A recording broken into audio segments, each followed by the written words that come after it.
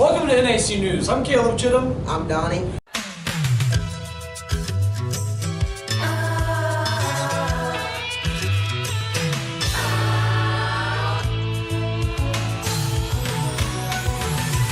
Whatever happened to predictability? The milkman, the paperboy, evening TV. You miss your old familiar friends, but waiting just around the bend. Everywhere you look, everywhere there's a heart, a hand to hold on to. Everywhere you look, everywhere there's a love of somebody who needs you. When you're lost out there and you're all alone, life is waiting to carry you home. Everywhere you look, everywhere you look.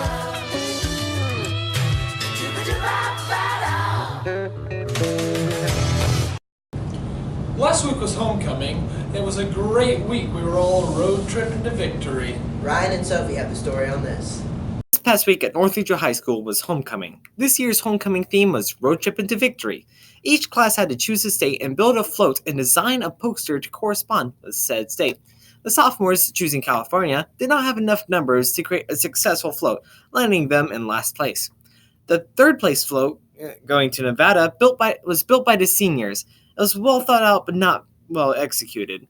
The juniors created a Colorado-themed float, earning them second place. In first place, going to the outstanding freshmen with their float themed off of Hawaii. To competition, the freshmen got fourth, sophomores got third, juniors second, and seniors first. The dress-up days consisted of Monday, Western Day, Tuesday, Tourist Day, Wednesday, Beach Day, and Thursday, Hippie Day. In the dress-up competition, the sophomores came in last, followed by the freshmen, the juniors taking second, and the seniors obtaining first. Teen Homecoming Spirit Stick was awarded to the seniors. Congratulations, senior class of 2020. We got an interview with McKinley Lillard on his opinions of winning the Spirit Stick. McKinley, how do you feel about winning the Spirit Stick this year? I feel pretty good. I feel like dress-up days, we definitely outdid everyone. Our poster was really good. Fell short on our float, but the dress-up days made up for it.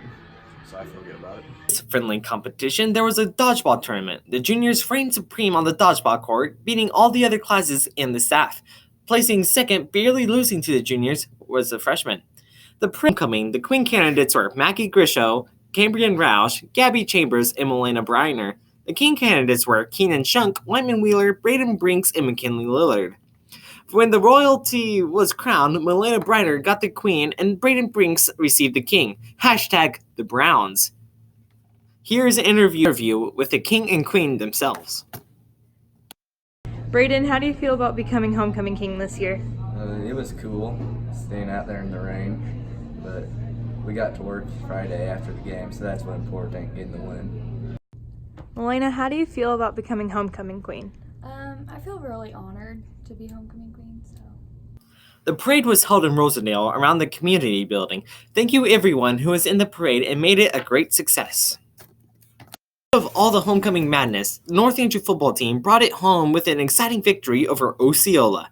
To celebrate, the high school student council held a dance in the cafeteria. Thank you all who have participated and offered their time to make our road trip to victory a success. He must be going to Area 51. Karen Wyman did a story over Area 51. This June, there was a Facebook post made from a college student who influenced people to raid Area 51. The student who created this post was Maddie Roberts, who never intended to take things this seriously. It was meant to be a joke at first, but then Maddie showed his friends the memes about it, and the memes went viral. People took this seriously and had a plan to raid Area 51 on September 20th, 2019. Over 2 million people had planned on coming to the raid. The more people talked about the event, the more the Air Force had to get involved. They had meetings to go over what to do when or if people started raiding the area. The event had been canceled, but they still sent reinforcements just in case people had still planned on going with the plan. Even though the raid was canceled, people still went to Nevada to stand around Area 51. There were festival sites around the base that 1,500 people attended. People dressed up in alien costumes, and they were just standing there asking to see those aliens. The 6 arrests that had taken place that day were made because some people had gone too far thinking that the raid was actually going to happen. Thankfully, no one was injured or killed. Moving out of Area 51 in Nevada, a teenage activist over climate change, 16-year-old Greta Thunberg, spoke at the United Nations and caused quite a stir. Sadie's and Maddie have the story on this.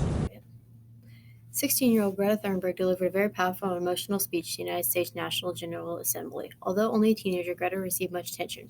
Her speech notified the General Assembly of the lack of action being taken against climate change. Many world leaders found her speech to be compelling, but President Trump was not among these leaders. He tweeted her video and captioned it, "She seems like a very happy young girl looking forward to a bright and wonderful future. So nice to see." This mockery of Greta's speech was thought to be caused by the sense of attack on President Trump. Greta had said, "People are suffering, people are dying, entire ecosystems are collapsing.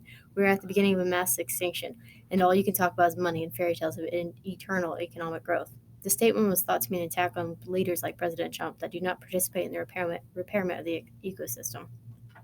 Later in the General Assembly, Greta was found staring at President Trump. The tension still stands between President Trump and Greta. She responded to this hate by putting "a very happy young girl looking forward to a bright and wonderful future" into her Twitter bio. Even with the hate she has received, Greta will remain fighting for government bodies to participate in the search for the solution to climate change. 2 well-informed teachers at North Andrew were asked, "What are your thoughts on the issue between President Trump and 16-year-old activist Greta?"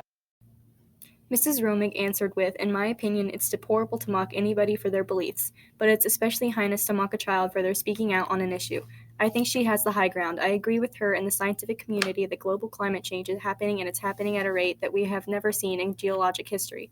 Not only is she a child, but she is a child with spectrum disorder that shouldn't be mocked for having spectrum disorder, having an opinion, and being a girl. I feel like there was some sexist undertones to President Trump's Twitter for insinuating that she be happy and quiet." Next, we interviewed Mr. Haste. All right, my opinion on Greta's speech. I was very impressed. She gave a very good talk that was full of flamboyance and a little bit of over-the-top excitedness, being very upset about the situation, and as well she should. It's her generation that's going to have to put up with the decisions of the current generation.